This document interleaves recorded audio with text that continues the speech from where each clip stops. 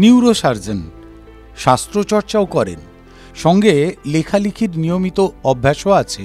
Doctor Amitabh Chanda তাঁর জীবনের আশ্চর্যজনক কাহিনী বেছে বেছে লিখেছেন নিউরোসার্জনের ডায়েরি। বই পড়লে ভয় কাটবে।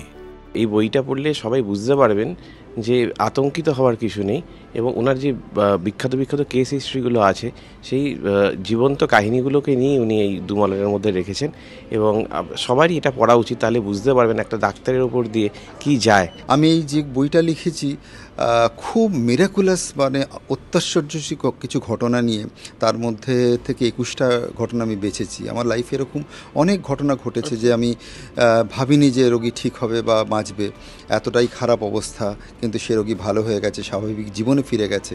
তো এর মধ্যে থেকে 21টে কাহিনী আমি বেছে নিয়েছি। আরও একটা কারণ, এই এত বছর ডাক্তারি জীবন কাটানোর পরে এত বিভিন্ন মানে ভালো এবং বিভিন্ন ধরনের অত্যাশ্চর্য মানুষের সঙ্গে পরিচয় হয়েছে, তাদের কথাও আমি লিপিবদ্ধ করতে চেয়েছি। ইনফ্যাক্ট আমারও ইচ্ছা আছে যে এটা এখন 21টা এখনও শেষ হয়নি, আরও অনেক অনেক এখন এরকম ঘটনা পড়ে আছে।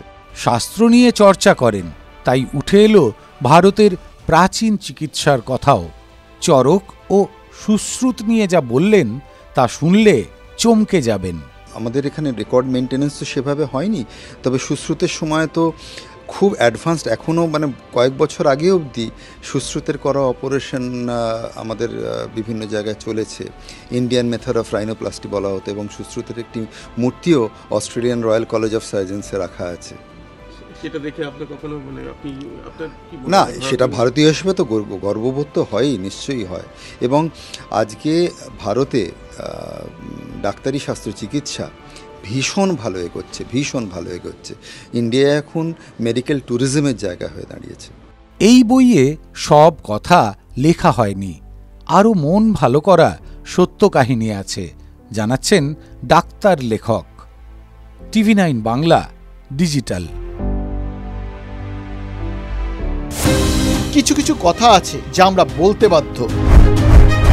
মতামত ভাবলে মতামত, প্রতিবাদ ভাবলে প্রতিবাদ, দৃষ্টিভঙ্গি ভাবলে দৃষ্টিভঙ্গি। কিছু কিছু কথা না বললেই নয়। প্রতিদিন রাত 9টায় TV9 বাংলায়। TV9 বাংলা না দেখলেই নয়। ভারতের সবচেয়ে বড় নিউজ নেটওয়ার্ক TV9, আর আমরা TV9 বাংলা। তোলপাড় করা সব খবর। সবাই বলে কি হলো, আমরা বলি কেন হলো। খবরের ভিতরের খবর, সোজা সাপটা, স্পষ্ট বিশ্লেষণ। TV9 বাংলা, না দেখলেই নয়।